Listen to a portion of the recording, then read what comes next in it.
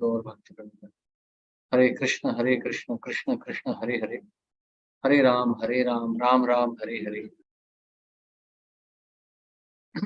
So text 8 we are doing today. Om Namo Bhagavate Vasudevaya. Om Namo Bhagavate Vasudevaya. Om Namo Bhagavate Vasudevaya. Om Namo Bhagavate Vasudevaya. Om Namo Bhagavate Vasudevaya. Om Namo Bhagavate Vasudevaya. Vasudevaya. बाणाव इमौ भगवतः षट्पत्र पत्रौ. Bāṇam imau Bhagavatah Shatapatra Patrau. शांताव अपुंख रुचिराव अति तीक्ष्ण दंतौ.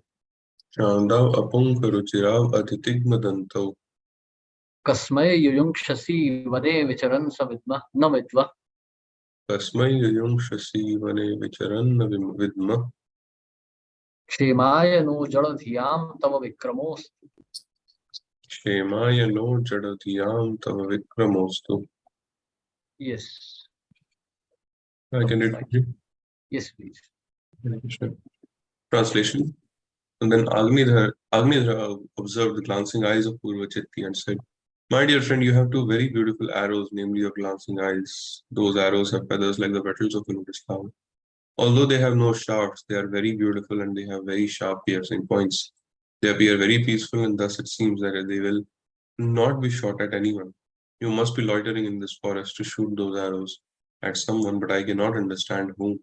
My intelligence is dull and I cannot combat you. Indeed, no one can equal you in prowess, and therefore I pray that your prowess will be for my good fortune." Purport by Srila Prabhupada. Agnidhara thus began appreciating Purvachitti's powerful glance upon him. He compared her glancing eyes to very sharp arrows. Although her eyes were as beautiful as lotuses, they were simultaneously like shaftless arrows, and Agnidhara was therefore afraid of them. He hoped that her glances upon him would be favorable because he was already captivated, and the more captivated he became, the more impossible it would be for him to remain without her. Agnidhara therefore prayed to Purvachitti that her glances at him would be auspicious, not futile. In other words, he prayed that she would become his wife.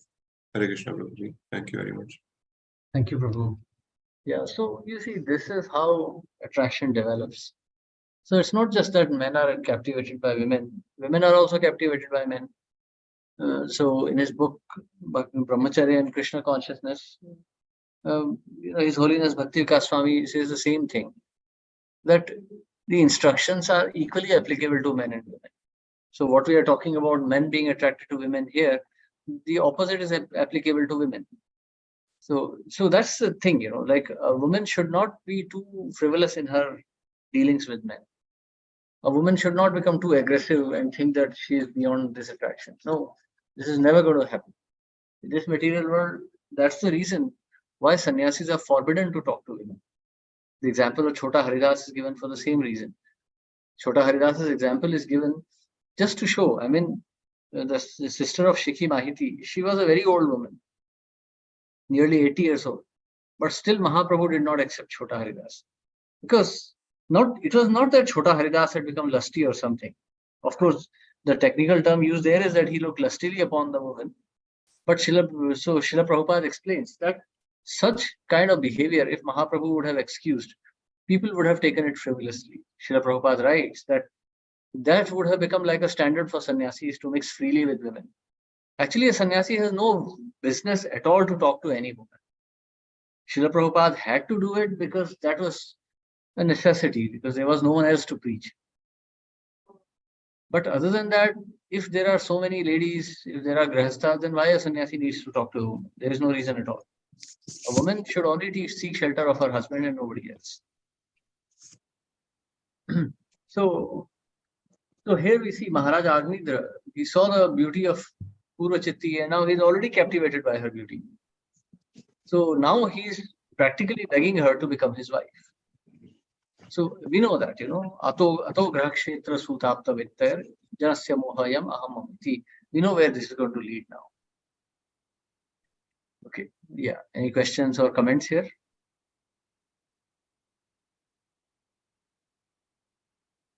We continue text 9. So, Prabhuji, just a doubt. So, when he mentioned here sannyasi, so the standards are same for whether it be sannyasis or brahmacharis, and even to that extent, even grahasthas also, right? Yes, absolutely. Basically, to safeguard our own consciousness. That is our main prime motive. Yes, bro. Like, bro, you're a teacher of mathematics, so you know that there are fundamental principles. So when you are solving a numerical, you always solve by fundamental principles. You may memorize many shortcuts and techniques, but the reality is that if you know the fundamental principles, you can solve any problem. So just like that, if you understand the fundamentals of bhakti, then there will be no questions in scriptures. It's very simple. Why are we talking about this prohibition? Prohibition in this free mixing between men and women. The simple reason is that we want to go back to Godhead, and this so-called sex attraction is actually an obstacle. So it doesn't matter whether the jiva is a brahmachari, a sannyasi, a grihastha, or a vanaprastha, a woman or a demigod or whatever. The principle is that if we have to go back to Godhead, we have to give up attraction to material nature. A woman embodies material nature for a man and vice versa. So if there is so much attraction between man and woman, there will be no question of attraction between the jiva and Krishna. And to go back to Godhead, there are no separate queues. Okay, sannyasis have this criteria, grihasthas have that criteria. No. Those criteria that we talk about, those provisions that we talk about, okay, that grihasthas are permitted this much, or brahmacharis are permitted that much. All those permissions are simply at a material level. A grihastha is not sinful if he is talking to a woman. But that doesn't mean that grihastha is exalted. That means if death comes instantly to a grihastha, he will not have to see Yamaraj. He will just get another body where he can continue his spiritual life until he becomes a pure sannyasi. If a sannyasi talks to a woman, he becomes a vatamshi. And then he will have to see Yamaraj. So that is all at a material level.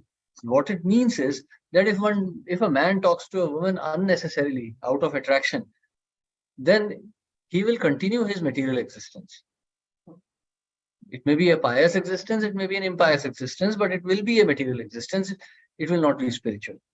So that's the fundamental principle that we're talking about. A grihastha will not be punished, a sannyasi or a brahmachari will be punished. That's the only difference. But they will all remain at the material platform only.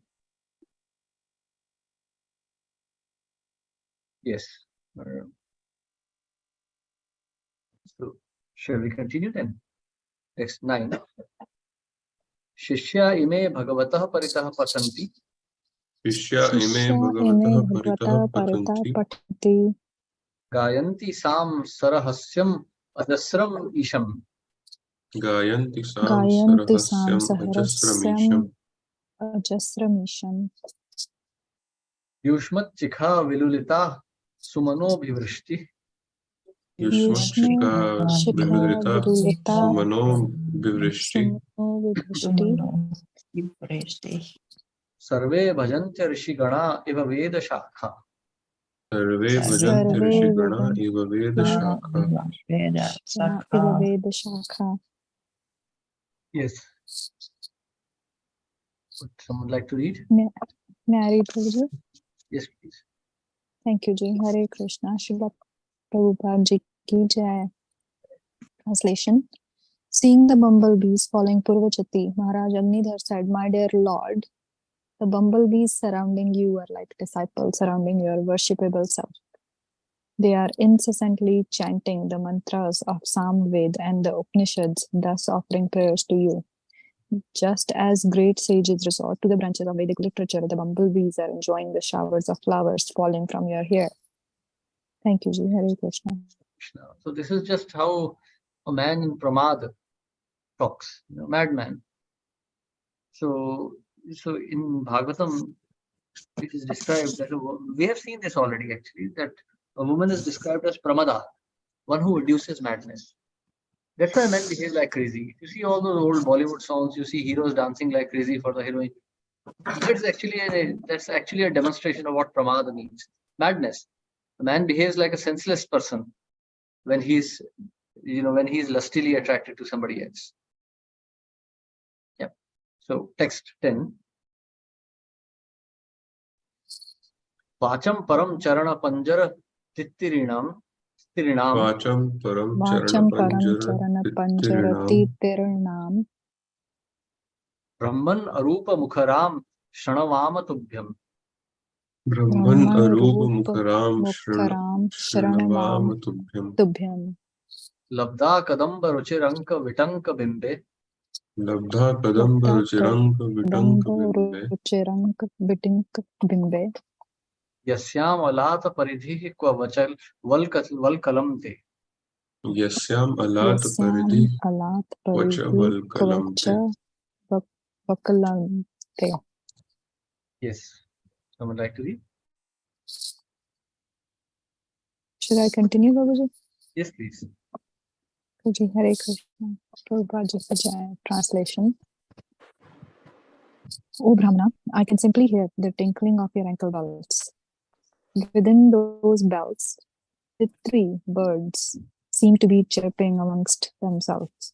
Although I do not see their forms, I can hear how they are chirping. When I look at your beautiful circular hips, I can see that they are lovely color of kadamba flower, and your waist is encircled by belt of burning cinders.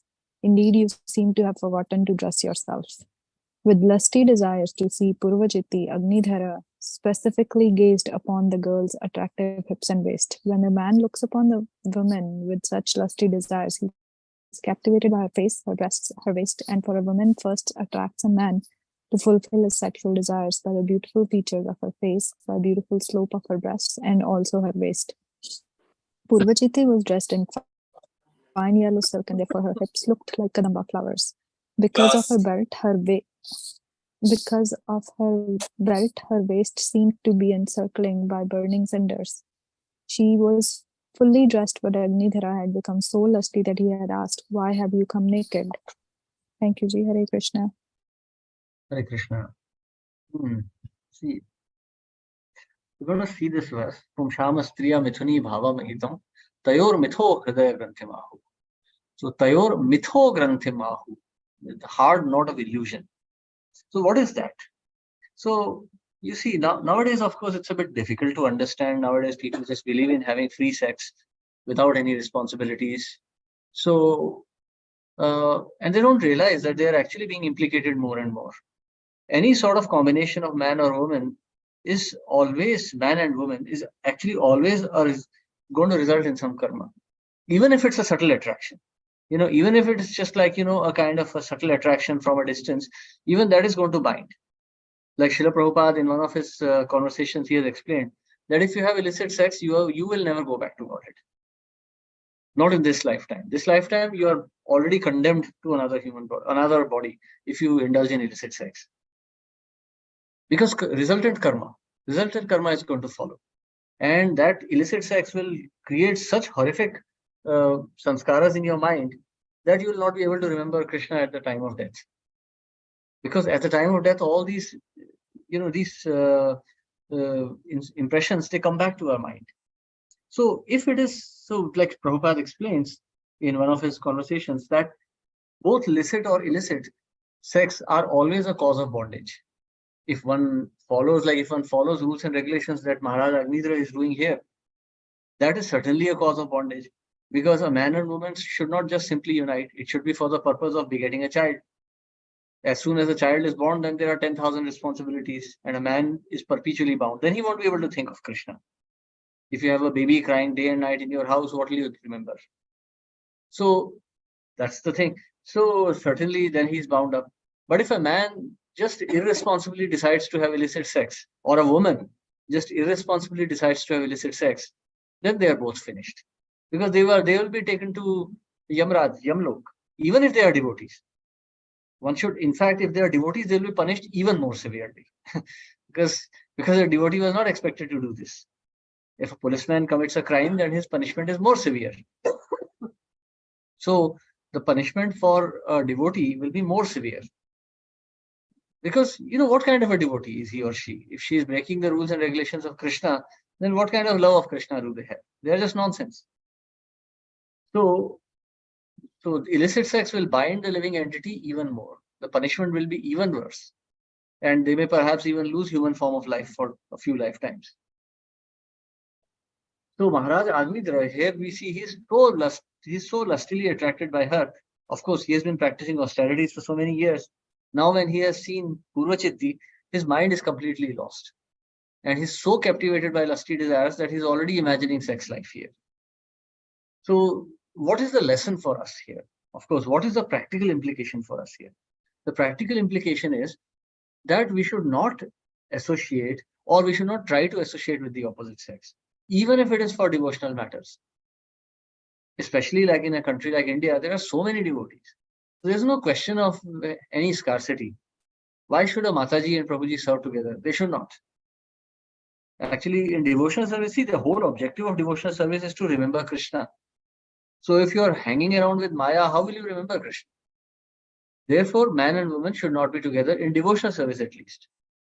That's why we see in the later days of Srila Prabhupada, there was strict separation of Matajis and Prabhujis. This was followed in many temples across ISKCON for many years. Nowadays, rules have become a bit lax, but as far as possible, we should maintain this distinction. Otherwise, we'll not be able to remember Krishna. As soon as men and women come together, consciousness is bound to be polluted. No one should, the one who thinks that he or she can resist the temptation of the opposite sex is actually in great Maya, is actually fool number one. These restrictions were observed by great rishis and munis. When Prajapati Daksha, we're going to see this story later on, after Prajapati Daksha's 11,000 sons were converted by Narad Muni, Prajapati Daksha became fearful and angry. Then he gave birth to 80 daughters. And of course, Narad Muni did not go and meet them. So you see, Narad Muni, who is Nitya Siddha, his heart is full of love of Krishna and he does not see any bodily distinction, but still Narad Muni maintained this etiquette of not preaching to women. So as far as possible, we should maintain this distinction completely. We should try to, in spirit at least, try to follow this distinction as much as possible. So even if one is a Grahastha, one should maintain separation from the opposite sex. Hare Krishna. Yes, any questions or comments here? Hare Krishna, Guruji. Yes. Guruji, two questions. So if we look from previous verses, although Maharaj Agnidhar is showing lusty desires, but somehow he was still showing good consciousness, like still somewhat not to that extent lusty. But here through this verse, you can clearly see he's completely lost. So someone like Agnidhar, this kind of, the behavior or the desires he's showing doesn't seem befitting the personality he is. And also, then why is he calling Purvachitti Brahman? Before he said, "Oh Lord," now he's saying Brahman. So this is pramad. This is madness, So he's completely captivated by her beauty.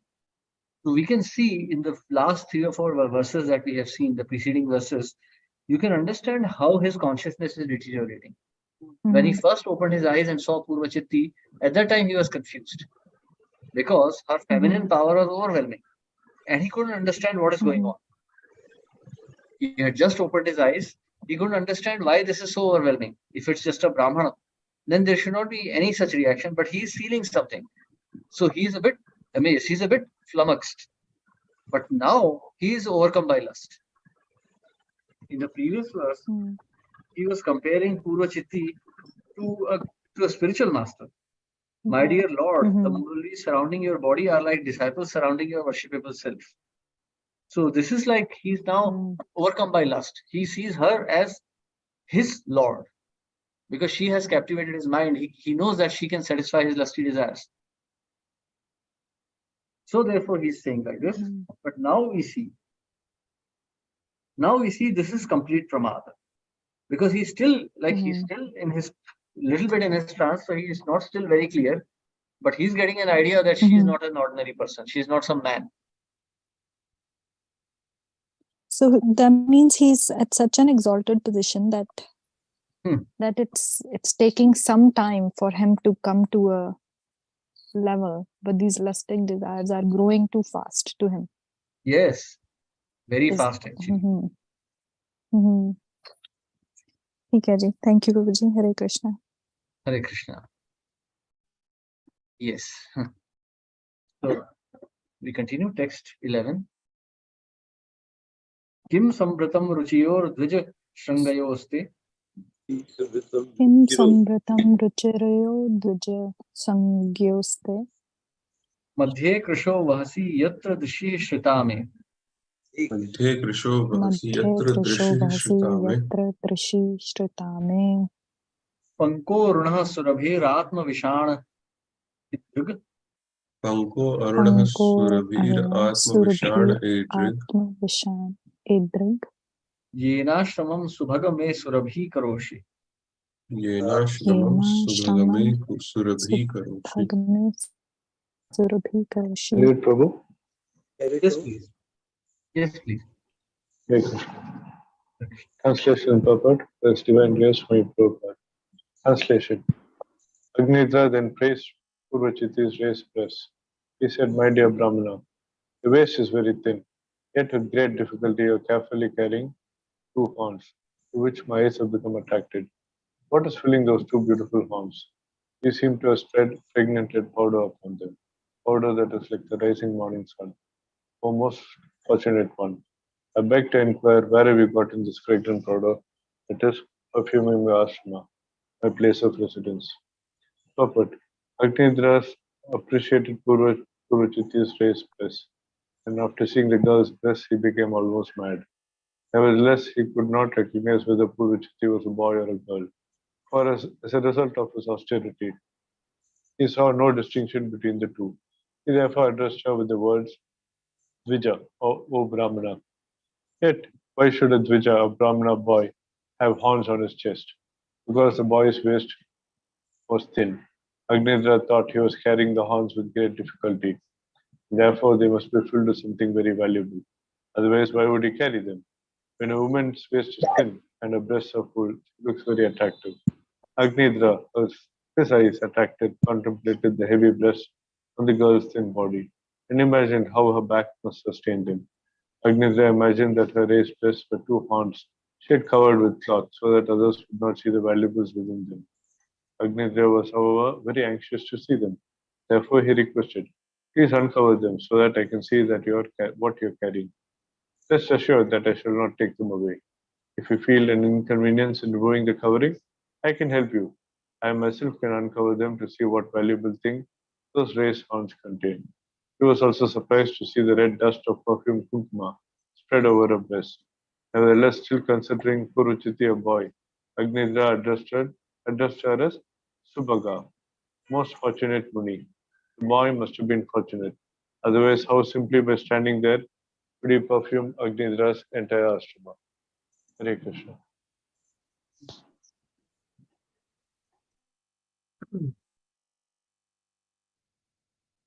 So you see, Maharaj Agnidra is still in his bed of his trance, but he's now getting wildly affected by lusty desires.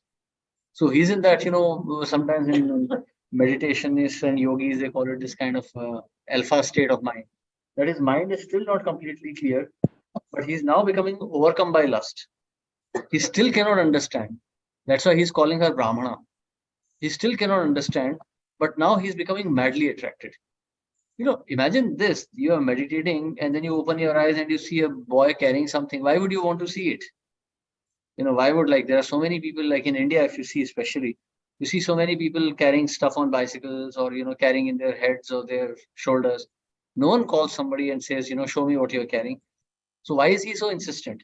Because now he's becoming wildly attracted by her bodily features, though his stance is still acting on him. He's still not completely understood who she is, but now he's becoming completely attracted by her. This is same as the story of Rishyashrang that we were discussing yesterday. Rishyashrang was also wildly attracted by those prostitutes, but he could not understand why he was getting attracted. Rishyashrang was a pure brahmachari. He had never even seen women in his life. Yet he could feel the intense attraction to the prostitutes, but he could not understand why. But when his meditation started getting disturbed, his father could understand immediately that something has gone wrong. Then Rishyashrang told him about these wonderful boys who were coming to meet him, and the sage could immediately understand what was going on. So he forbade him from meeting these boys. But by that time, the lust had already become too entrenched in his mind. And he could not resist meeting his friends again. And that this time they came ready with a boat and they took him away to the kingdom. And by the time the sage could go and stop, the boy had already been married off. So you see, this is how lust is acting. See, this is a lesson for us. Now you may think, oh, so and so Mataji is so sober. So and so Mataji is already married. She has children. She is so sober. I am strong. I'm like very well practiced in bhakti. What is the difference? No, lust is acting subtly. It's like a disease. Lust is like, say, influenza or something. When you are in a bus, crowded bus or a crowded train, and there are people with flu there, you catch it, but you don't know that if you can't understand that you're catching an infection there. Only later, when the infection is manifest and you are having fever and runny nose and cough and everything, then you realize that you caught the infection. So when you start fantasizing about women or something, that's the time you realize that lust has captivated your heart. And that's the reason why, in bhakti at least, we should not be associating with the opposite sex. There's no reason why a man and woman should be doing service together. Because the whole objective of service is to remember Krishna. So in that service, if somehow or the other you are becoming lusty, then the whole objective is defeated. Then why should you do that? Will you buy a car without tires?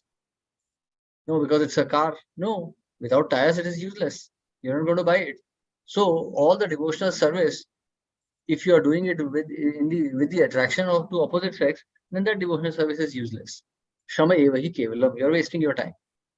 You may be cooking lots of prasadam, you may be serving it, you may be dancing nicely, doing kirtan. But if there is attraction of female in your heart because of that service, then that service is useless. So we have to be very particular. So this example that we are seeing, we are not discussing some lascivious stories here. This is not some Gramya Katha. The great King Parikshit and Shukdev Goswami, they are not here to discuss sex stories. This is not some Bollywood story. These are implications. These are teachings. When we read them, we should meditate on how they are applicable to us.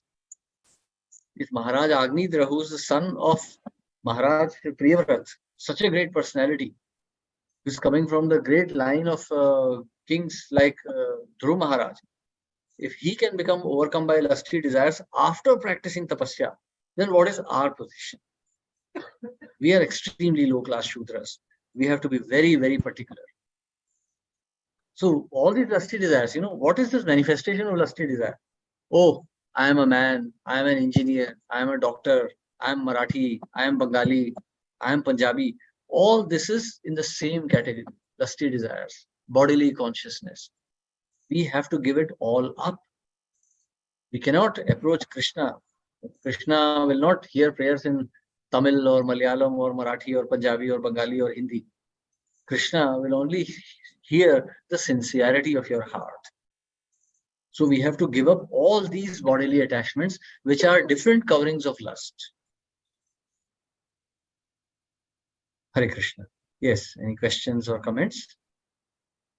Hare Krishna, Prabhuji. Prabhuji, this also shows now that meditation, which is not involving devotional service, is not even touched upon the anartha, as it is like that. Yes, but it also shows that, that if one becomes contaminated, then one cannot control oneself. See, devotion means pure devotion. At our stage, there is no devotion. At our stage, there is just sadhana. We are just doing it mechanically. We don't know what we are doing and why we are doing it. So we are just doing it because our acharyas have told us. But we really have no taste. So we are still in this stage. We are at a stage much lower than Agnidhar Maharaj. So if yes, but at least we are in the right direction. We are like pointing in the right direction. We have not yet started. Our starting point is correct, but if we can make mistakes at this stage, very easily. All this whole pastime is just to tell us how dangerous this association of man and woman is.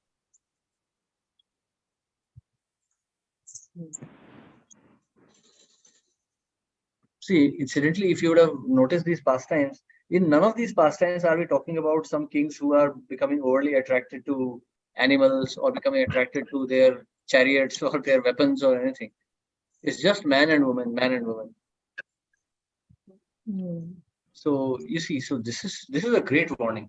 If so many times it is repeated, then it is a dangerous warning, you know.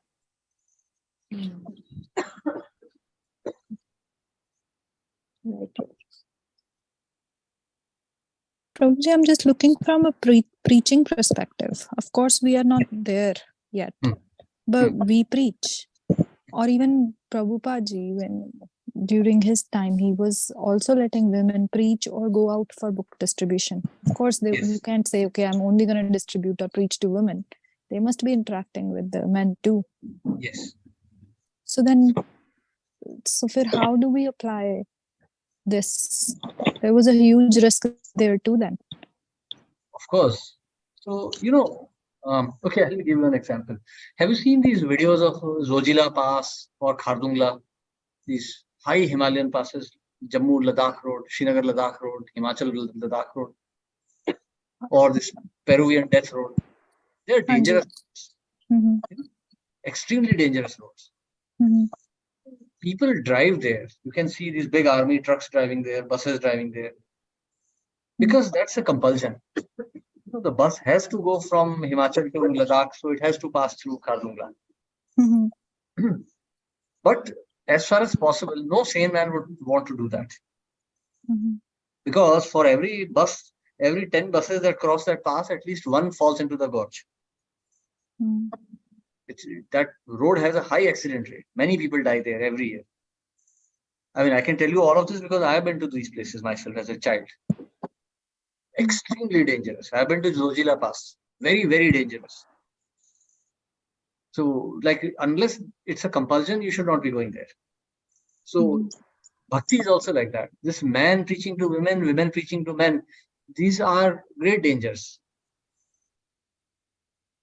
These are great dangers. So, and we can see, it's like we only hear half the story of ISKCON. So many of these Matajis and Prabhujis actually fell down. Prabhupada predicted that. He said, yes, it's a war and you will fall down. Many did fall down. Mhm, And fall down is dangerous, you know. Fall down means another repetition, another birth. mhm, Why, you know? Why? What's the difference? Like one woman, another woman, it's all the same thing. You know, it's literally the same thing. One should not think that, oh, he'll find something new. But that's how Maya tricks us. Okay, this lady is not so attractive. I'll find another lady who's more attractive. We have like this jolly merry-go-round of men jumping women and women jumping men. And this is all nonsense. And actually, it is dangerous. Like Bhakti Vikas Swami writes in his book that ISKCON in Western world has a higher divorce rate than the mundaners. There is a higher instance of illicit sex within our communities than the mundane communities. Because we are mixing so much. Mundaners are not mixing so much. Mundane people, they don't have time to meet so much. They are just busy with their professions and then once in a while. But we, as a rule, we keep meeting in congregational programs. So we are exposing ourselves to greater danger. Actually, we should have separate congregations. I mean, we should not stop these congregations, but we should have Mataji congregations and Prabhuji congregations. We should isolate these two programs. And then you see how fast our society progresses.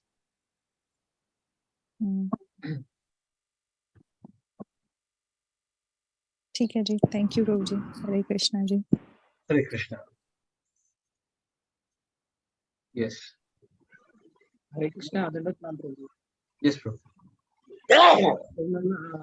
Actually, when we see this very gradual development being described, we can see that in our life also how things can turn up. It may not be just a instantaneous change. It might not be an immediate change. Changes will subtly and slowly dilute our determination, or it can distract us from the main path. After years of continuing with devotional service, and if we are not convinced, or if you are somehow keeping that little chance for materialism to creep in. So it can be any time, even though we may be in the right direction now, but we can just get diverted.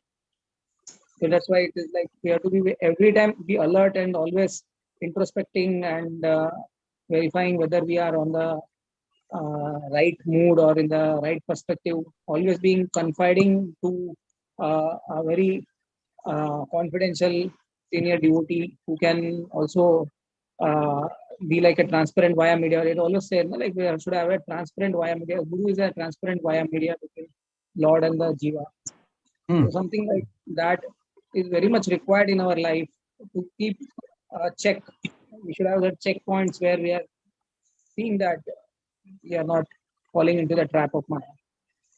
Yeah. Everything starts with a very, very small, minute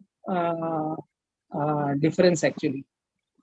Yeah, So, it's very simple actually, you know, Prabhu. many of us in the group here also, like many of us may be following from so many years Krishna consciousness. Some things like that can happen to us also. We should not think that it is only the case of Agnidhara. And we have the past records in ISKCON also, how people have left the path or have become diluted. So anything can happen to us. Means our determination and our contribution is so insignificant comparatively to the stalwarts who were there in the movement. Of course, who's a stalwart? You know, who's a stalwart?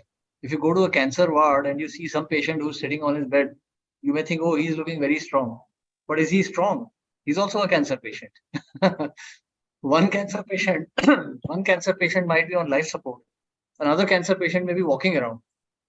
But none of them is healthy. They're all cancer patients, all living in great danger. That's how it is. Material world is a place of great danger. Anyone who thinks, oh, I am a happy man here, he's a fool. Anyone who's not 100% Krishna conscious, he's living in danger. There's no question of safety for such a person. I am a sadhak. If I say, hey, you know, Prabhu, actually I am very strong, I am a fool, number one. Maya is convincing me that I am strong and I'm feeling I'm strong. No, we are in great danger. We are always in great danger. So actually, you see, when we start thinking, so and so Mataji is nice, I like serving with her. She cooks nicely, she speaks nicely, she's well behaved, she's knowledgeable. When we start thinking like this, we should understand immediately that Maya is playing trick with us. That's our test. So you see, when we are studying these pastimes, that's why, you know, we should meditate on what we are studying. Simply studying and saying, Jai, Haribol, very good, is not enough. That's not enough. Because then we are just studying it like a textbook. Like we study history of Indian freedom struggle. That has no implication. That means nothing to us. And then we read it and then we forget it. We know there was Gandhiji, there was Nehru, there was India, there was independence, the British came, the British went, there were Mughals. We know all of this, but it has no significance in our lives. So we don't take it seriously. We don't know whether Akbar was Babar's son or Babar was Akbar's grandfather. We don't know all these things. We don't remember because they have no practical implication. If we continue the same understanding in bhakti also, then we are living in a fool's paradise. We are wasting our time because this is not a pastime.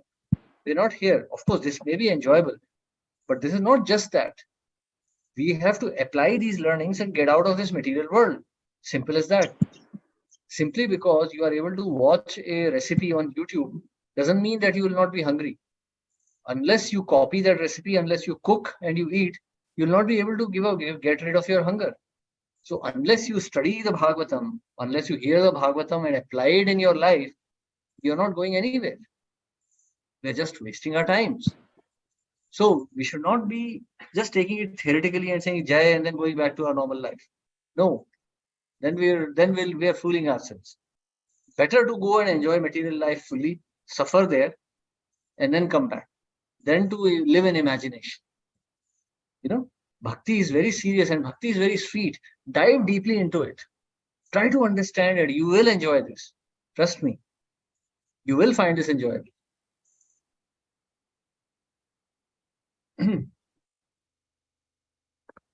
Yes. So, shall we continue? Ji, Prabhu. text 11 or 12? 12. Text 12. Lokam pradarshaya sukritkam tavakam me. Lokam pradarshaya pradarshaya surittam tavakam me. tavakam me. Yatratya itham urasavayava apurvam. Yatratya itham urasavayava apurvam. Purve. Asmad vidhasya mana unnayanau bibharti. Asmad vidhasya mana unnayanau bibharti. Bahva adbhutam sarasarasa sudhadi vaktre. Bahva adbhutam sarasarasa sudhadi vaktre. Sudhadi vaktre. Hare Krishna. Yes, please. Hare Krishna, Bhagavad Partly proposed by Sri Prabhupada. Sri Prabhupada teaching. Translation. Oh, best friend, will you kindly show me the place where you reside? I cannot imagine how the residents of that place have got such wonderful bodily features like your raised breasts, which agitate the mind and eyes of a person like me, who sees them, judging by the sweet speech and the kind smiles of those judges. I think that their mouths must contain nectar.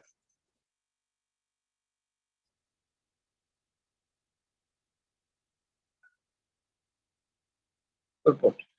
Still bewildered, Agnidhar wanted to see the place from where Brahmin boy had come, where the man was such attractive feature.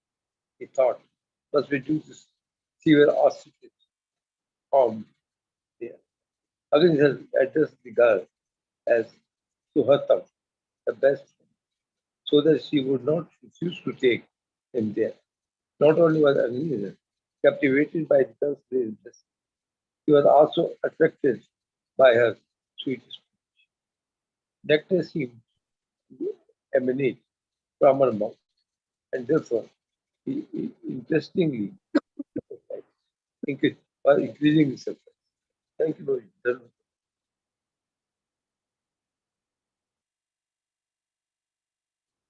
Hare Krishna. Thank you, Prabhu. So you see, Maharaj Agnidhar has been purified by his austerities, but now he's getting affected by lust.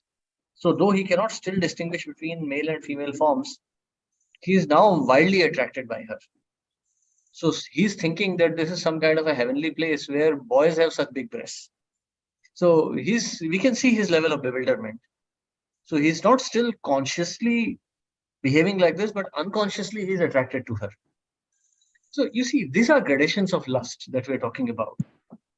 One may think, oh, I like this Mataji singing. She sings so nicely. Like I remember many years ago, around 10, 15 years ago, there used to be this Mataji called Chakrini, and people were crazy after her singing. And she used to sing in some very funky, some kind of pop tunes. And I remember many of my godbrothers were listening to her music. But, actually that wasn't attraction to the holy name. That was just attraction to feminine voice. Because there was nothing devotional in those songs. But people were wildly attracted by her singing, the music and her voice. Of course, now I think she has grown old, so no one wants to listen to her anymore. But those were the days. So you see, subconscious attraction. So even in our movement, we should not allow that. Like once, there's a pastime in the Antya Leela of Chaitanya Mahaprabhu. So Mahaprabhu he's reaching the Pramada stage. Mahaprabhu is in the Prem stage of Bhakti already. So one day when he is walking, he hears a female singing glories of Krishna. And he becomes wildly attracted by her. And he starts running to embrace her. So Govinda, he catches Mahaprabhu. He says, "My Lord, what are you doing? She's a woman." And when he's caught by Govinda, immediately he comes to his external consciousness. And then he praises him. He says, "My dear Govinda, you have saved my life. I would have been ruined in my madness if you weren't here." So you see, of course, Mahaprabhu's attraction was transcendent. But we should not imagine that we are in that position. So yes, for Mataji's some very erudite, very knowledgeable, very powerful. Prabhuji looks very attractive. And from Prabhuji's, Matajis who are very devotional, very shy, very beautiful, they are very attractive. That's natural. But we should understand that we are conditioned souls. And we are here in this moment to go back to Godhead, to purify ourselves, to go back to Godhead. So we should make efforts in that direction. See, I'm saying all of this, it's not that I am immune. I can also fall down. But these are the points that we should remind ourselves. Accidents can happen to anybody, but one should not fish for these accidents. One should not look out for these accidents, because the implications of these accidents are highly serious. These are not frivolous activities. To go back to Godhead, sages have performed austerities for thousands of years, sometimes many lifetimes. And we are trying to go back in such a short and degraded life. And then we think that we can still indulge in sinful activities and go back. So we shouldn't do that. We should respect the process of Krishna consciousness. We should respect our acharyas. And we should try to fight Maya as much as possible.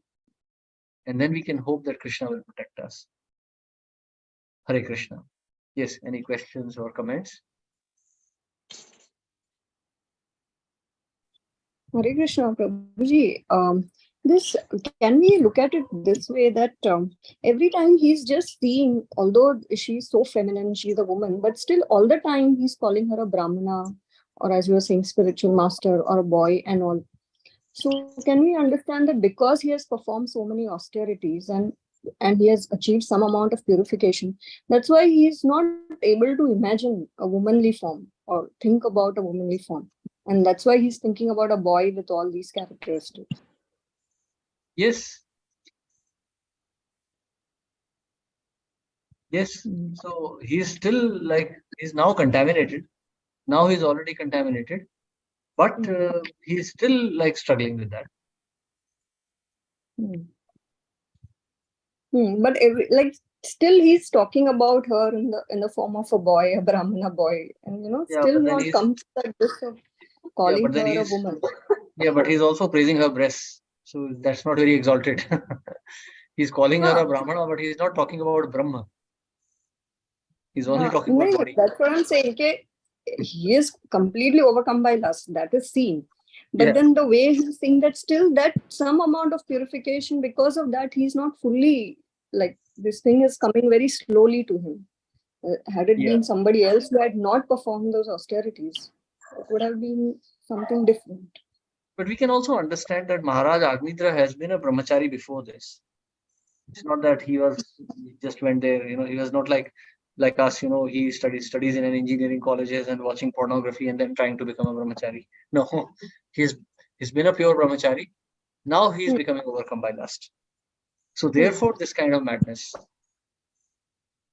But that little bit of purity which is there because of whatever his brahmacharya and his meditation, that is somehow, there's a struggle between the two, but finally the lust overtakes. Yes. So there's also one very interesting implication of this particular pastime. See, Maharaj Agnidra is not some ordinary king, as we have discussed also. He's a great soul, and his sons are going to be phenomenal, like Maharaj Nabhi, Maharaj Ilavat. So this kind of great sons, Kim Purusha, Harivarsh. So these are all planets are named after these boys. Nabhi, there is Kim Purusha Varsh, there is Harivarsh Varsh, there is Ilavarta Varsh, Hiranmaya Varsh. So these are different Varsh. And Maharaj Kuru is also a son of Maharaj Agnidra. So we can see that these are great personalities who are his sons. So he is certainly very pure. But from the pure perspective of pure love of Krishna, from that perspective, we consider him fallen. Maharaj Agnidra is considered a lusty man from that perspective. Like Maharaj Priyavrat, his father, Maharaj Priyavrat was a great soul. Like for him, becoming a Grahastha was an austerity. But here Maharaj Agnidra is looking forward to becoming a Grahastha. So that is also a contamination. So we can see that to attain Krishna requires what levels of purity and how fallen we are. So we should be extremely humble. So Maharaj Agnidra is not considered like one of the exalted souls here in the Bhagavad. He's not been praised in such a manner. like his son Maharaj Nabhi or his grandson Maharaj Rishabdev, he will be praised. But or Maharaj Rishabdev's son Bharat Maharaj, he will be praised. But Maharaj Agnidhara would not be praised at the same level. And even though we see he is such a great personality himself. Right. Okay, thank you. Hare Krishna. Okay, so we stop here today. Thank you very much. We continue tomorrow. Thank you. Srila Prabhupada ki jai. Hare Thank you. Thank you. Hare Krishna, Jai. Prabhuji, Dandavat Thank you. Pranam. Hare Krishna. Dandavat Pranam. Hare Krishna. Thank you, Prabhuji. Thank you. Hare Krishna. Dandavat Dandavat Pranam, Pranam. Prabhu. Hare Krishna. Dandavat Pranam, Prabhu. Hare Krishna. Hare Krishna, Krishna, Prabhuji. Prabhuji. Dandavat